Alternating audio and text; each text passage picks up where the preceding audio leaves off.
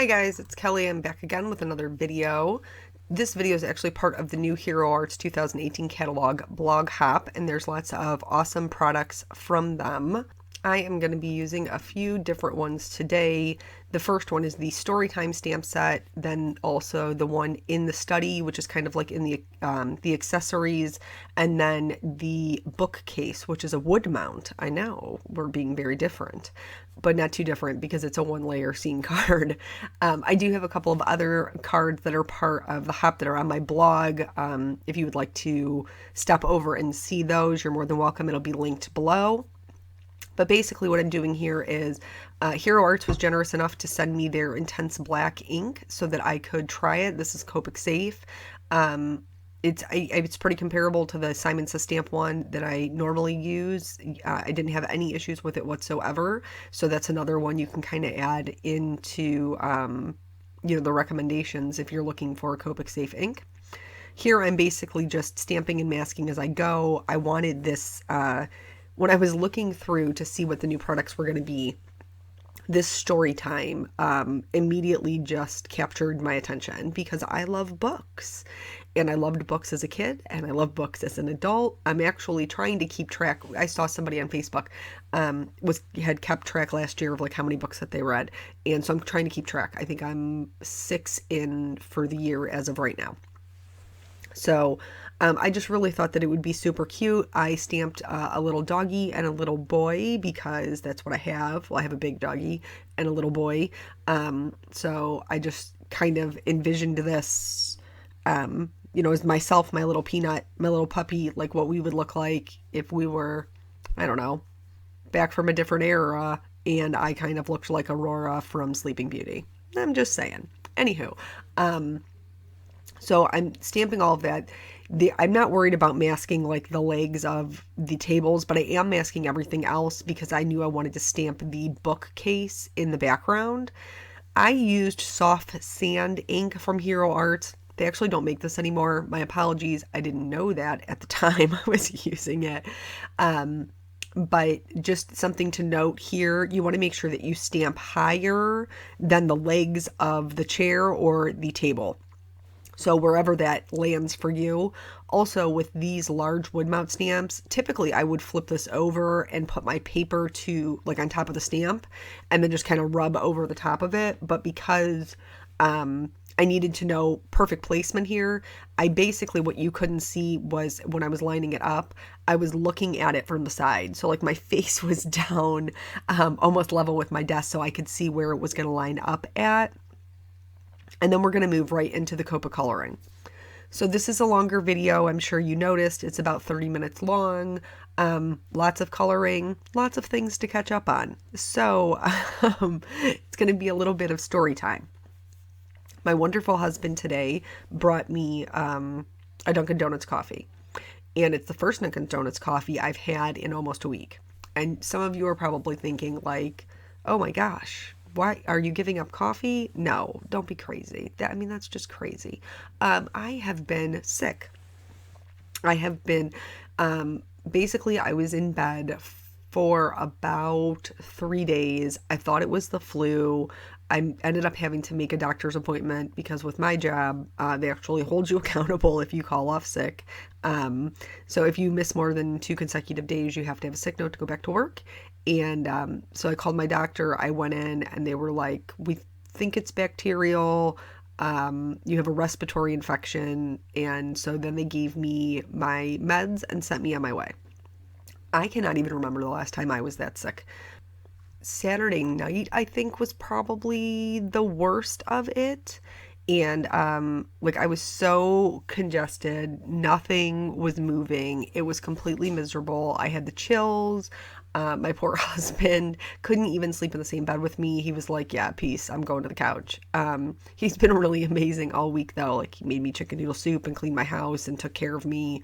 I think it was maybe Sunday or Monday, like my son was like, Mommy, will you make me a peanut butter and jelly sandwich? And I was like, yeah, I'm on that. And like I was standing in the kitchen and I had a coughing fit and I was like, legit, if I don't sit down, I'm gonna pass out. So I was just super sick. It was pretty miserable. And then, of course, like I had all of these things I was responsible for, and I couldn't even do a voiceover. This probably isn't even good. I probably sound like a man or like I've been at a rock and roll concert all night, which neither was that fun. I was just sick. So, anywho, when I went to the doctor, they gave me antibiotics.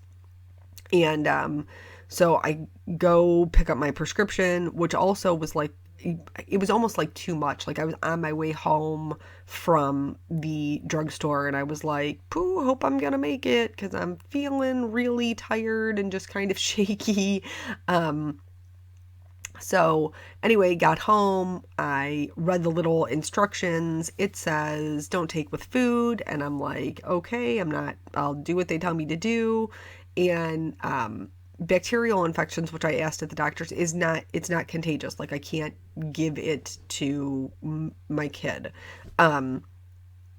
So Nathan was like, Mama, will you lay on the couch and cuddle with me? And I was like, absolutely. Like, I'm not contagious. I love cuddles, and all week long I had been trying to avoid him, washing my hands like 600 times because I knew how miserable I was. So I'm sure as a 4-year-old, that would just make it that much worse. So anywho, so we're laying on the couch where we get all snugged in, and right after I've taken my antibiotics, we're watching The Secret Life of Pets, which is a totally adorable movie if you haven't seen it, by the way. And I'm sitting there, I don't know, let's be generous, maybe 15 minutes. And I'm like, oh yeah, I'm gonna vomit for sure. So now I'm like trying to untangle myself from the covers, hurtle over this 4-year-old and make it to the bathroom in time. But it tells you not to take it with food. So I actually have nothing to throw up. It was horrific. It was so horrible. So then the next time I take it, I'm like, I'm taking this with food. I don't care what the instructions say. Clearly, I'm not one of those people. So I take it with food. I'm able to keep it down. And then I had some of the other adverse side effects from actually taking the antibiotic, and including this weird, I have like a headache and like my ears keep popping. And I was like, what is that about? So then I actually pull out the paperwork that they send you home with. And it says, one of the side effects may be intracranial pressure, i.e. pressure in your head, and women of childbearing age with a history of high blood pressure are more susceptible. I typically have really low blood pressure. The only time I ever had high blood pressure was when I was pregnant with my son. But nonetheless, here I am. I haven't, the stuff's poison. I'm not taking it anymore. I got on Dr. Google, and once it assured me that I wasn't, I didn't have cancer, because Google always is like the worst case scenario. But anyway, that my body could fight a bacterial infection all on its own and I didn't need the antibiotics. Yeah, I'm not taking that. So it's been 3 days now and my ears still keep popping. So I guess it takes like at least 5 days to get out of your system. Like, go, leave, get out.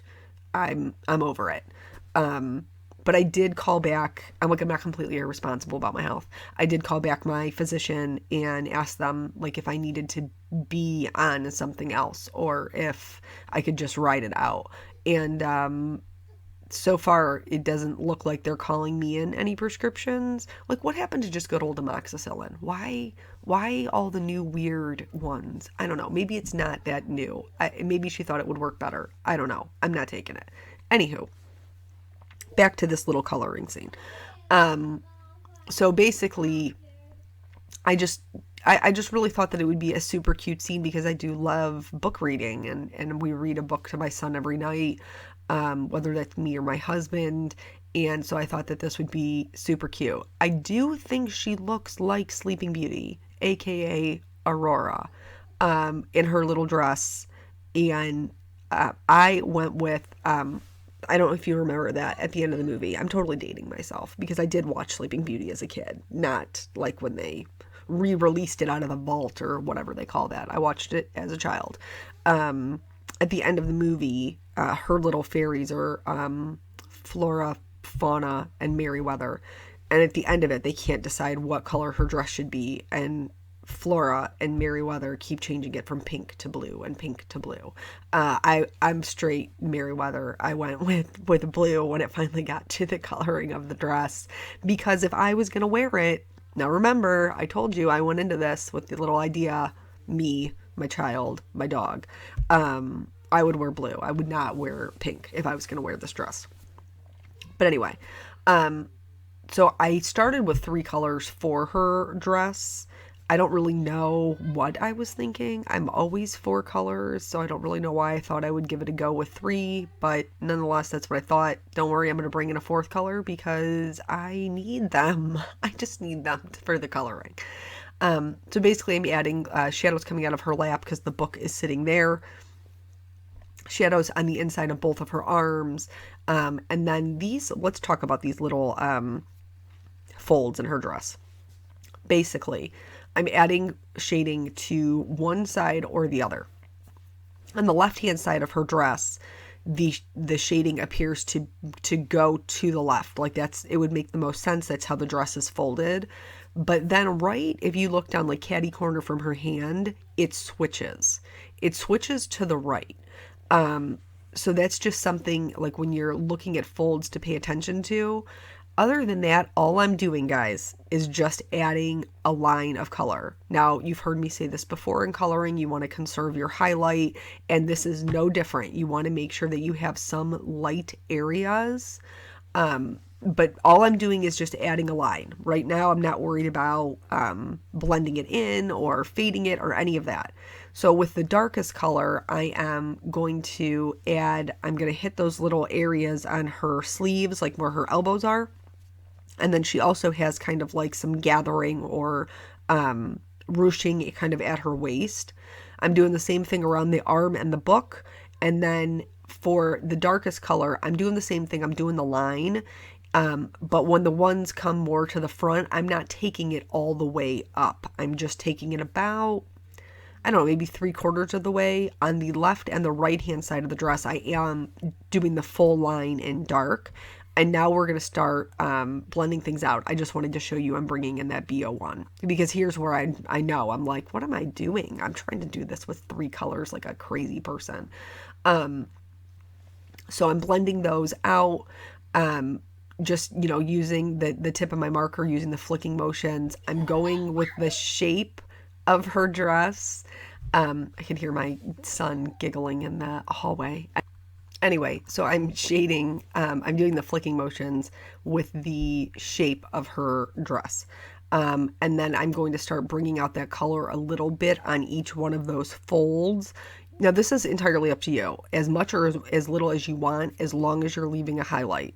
So here I'm just kind of leaving myself some white areas. And now as I flick down towards the folds, I'm actually going to try to match them up with those lines. For the back part, I just completely filled it in with this BO2, and then I did add just a little bit of shading on the area that is, I guess, the most forefront, the fold that's really on top, and then kind of the same thing on the right, the ones that were really furthest in the back, I added them in. The top layer is where all the magic happens. So I'm just going to take my lightest color and I'm going to sweep all over everything and fill in all of those white areas. And now she has a bunch of highlights, lowlights, nice folds in her dress. Sometimes when you do this, you can pick up some of your darker color. So I'm just going back in with the BO6 and just really adding to the darkest areas. So the darkest folds, the little creases in her dress where her elbow is bent, her right arm. And then I'm going to do the little boy. It was kind of almost like a little sailor outfit, which that's just how I envision it. They were actually, probably like school clothes back in the day. Here's where I made my first error. I colored this kid's whole collar blue on the left-hand side, but not on the right. So I'm just going to go in with my colorless blender. So I'm, trying to be careful to make sure that I don't smush it outside of the lines. Ultimately, I still have to do the floor, so not that big of a deal. But the colorless blender does remove all of that C shading that I had, so I'm going to put that back in. And then I'm just going to add very minimal shading with the same colors that I used for her dress. I wanted them to kind of be bright and in the forefront. This is a little bit of a different scene for me, and you'll see when we get there why that is. But basically, I wanted them to be the star of the show. So now we're going to move on to this little doggy.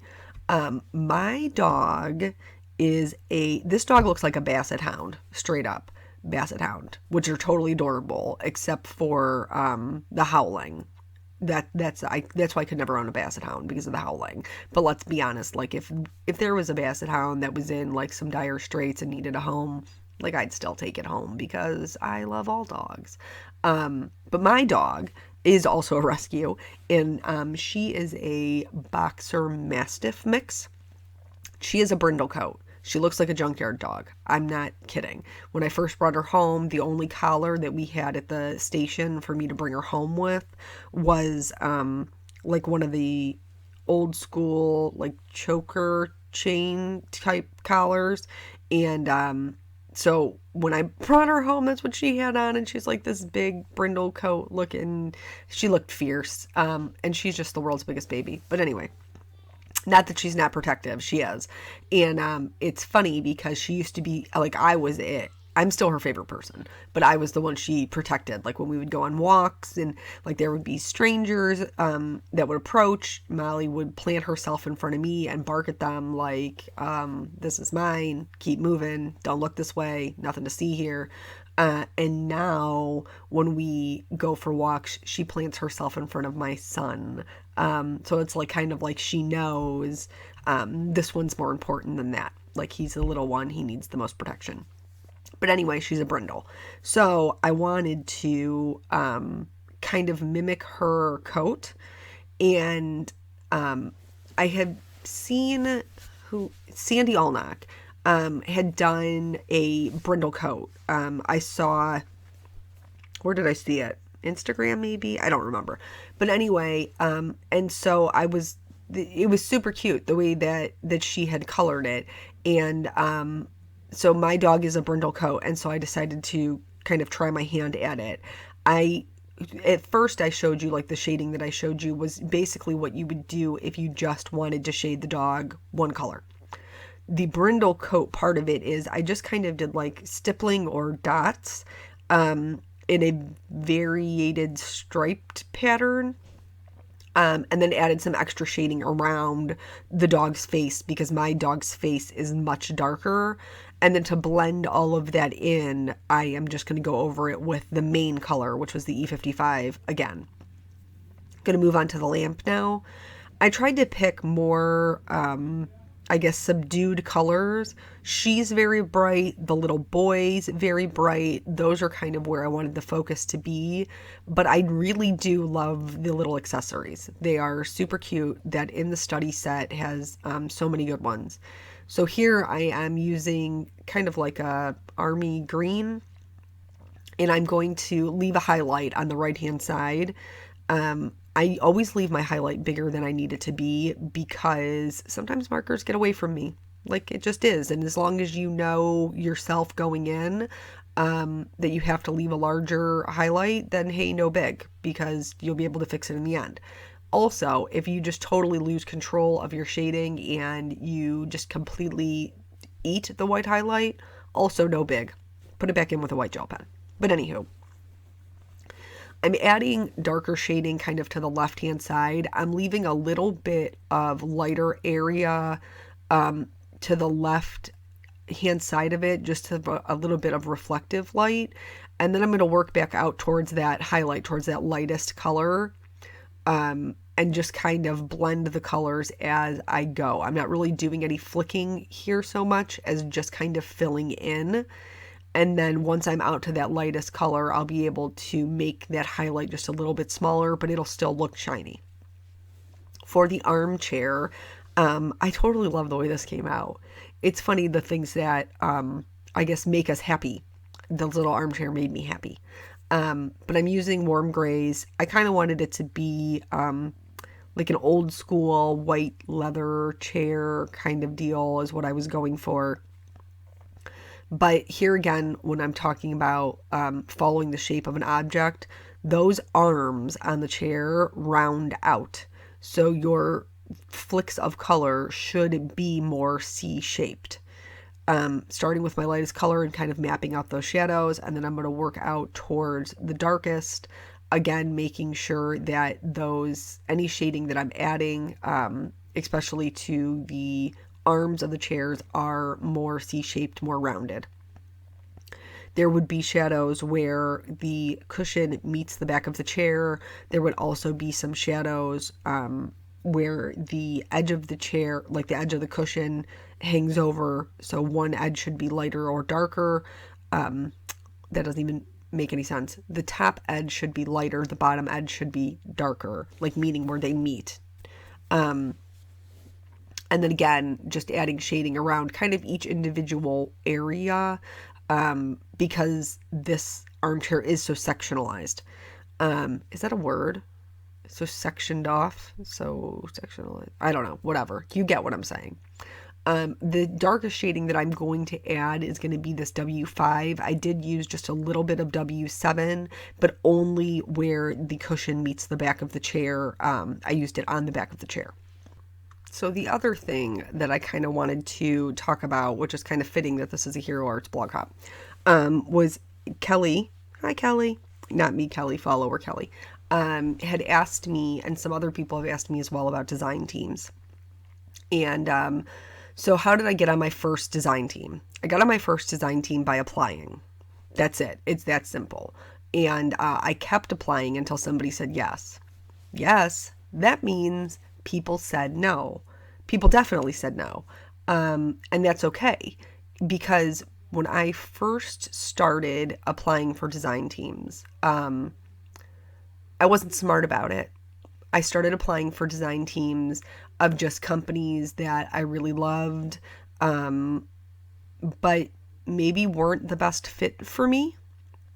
I am a colorist. That's what I like to do. That's where you can see the love that I have for it in the things that I create, is coloring. Not that I'm not capable of doing other things, but my passion is in the coloring. And there were design teams that I applied for that didn't fit. It didn't make any sense. And they told me no, and they should have. That's the reality of it. But so the first one told me no, which was awesome, because the second one told me yes. And that was the best design team I have ever been on. And that was a blog named Hero. And not to take away from the teams or the companies that I currently work for. I don't mean that they're bad or not enough or any of those things. What I mean is, those girls were my friends. Those girls built me up. Those girls supported me.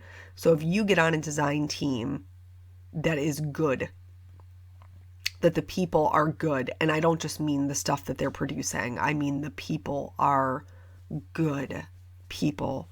They're your friends, and they will help you. And those girls were my friends. And I am still friends with them. So some of the people that I first got on with, Linda Trace and Mary Dawn, ran a blog named Hero at the time. And I am still very good friends with them. I was also on with Danielle Walls. I was on with Weta Miller, with Michelle. Michelle, I'm so sorry. I love you, baby. But I never know how to say her last name. The one from Boston. Anyway, Lisa Stein. Barb Engler was such a huge, she was such a fierce presence in the Flickr group, and she just lifted me up and encouraged me so much to keep doing what I was doing, even though what I was doing was not that hot, guys. Straight up. If you want to see, everybody starts somewhere, every single one of you, and I tell you guys that all the time. If you haven't taken the time to go do it, I absolutely invite you to go see what my cards looked like in the beginning. I think my first blog post wasn't even an actual post. It was just like a static picture of a card that I took, like, with no light in it. Anyway, it was not good. I've come a long way. But that's the whole point, is if you aren't there yet, you will be. Just, you have to put in the work.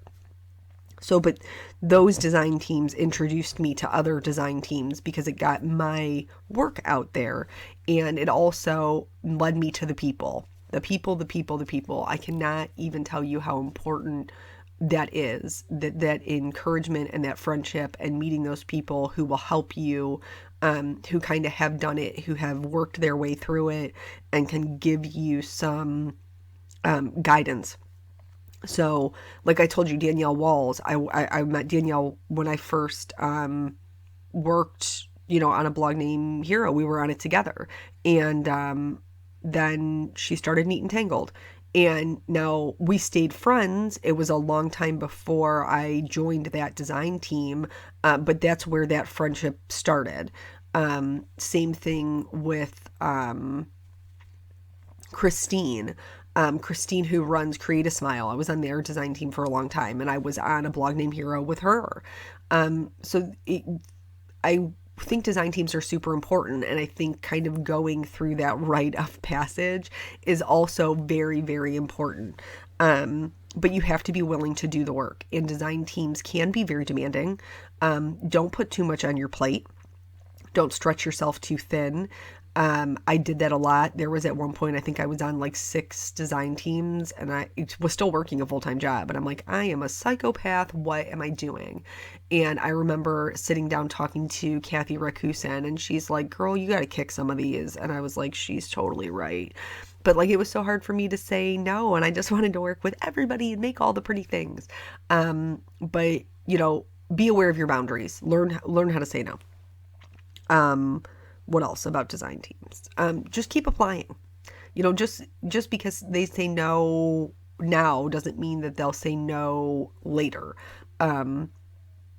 So just keep doing, if you've watched my videos before, you've heard me tell you, find what it is that you love and be good at that thing. Whatever it is, be good at that one thing. Keep doing it until you're good at that one thing that you're super passionate about. For me, it's coloring. I wasn't always very good at it. It took me a lot of practice. But here we are, and I'm comfortable with where I'm at. And then, just do you. You do you. If you are good and you are kind and you are helpful, those opportunities will come your way. You don't have to be so hungry for it. But anyway, so that's my bit on design teams. Here I'm just adding some texture to the carpet with what is called stippling, and that is going to help blend those lines, which I'm sure you kind of noticed were a little bit like, meh, not so hot. So I'm not really doing anything different as far as completing the card that I normally do. The only thing really of note is this metallic marker here. I'm using a silver metallic marker to fill in those, the more delicate features of the desk lamp and then the legs of the table. I'm also going to use my white gel pen. Really, the only thing I used it for was to just highlight kind of the little buttons on the chair. And then I am going to outline everything. I will caution you, I did not outline their facial features. Like the shape of their face, yes, but their actual facial features, no, because it's just not worth the risk, man. It just wasn't worth it. So once I was done outlining, I did put some clear wink of Stella on her dress, because if I wore that dress, it'd be glitter, and then stamp the sentiment, and then that's it. That's the whole card. So thank you guys so much for joining me. I encourage you to head over to the Hop because there are prizes, and I will catch you on the next video. Bye.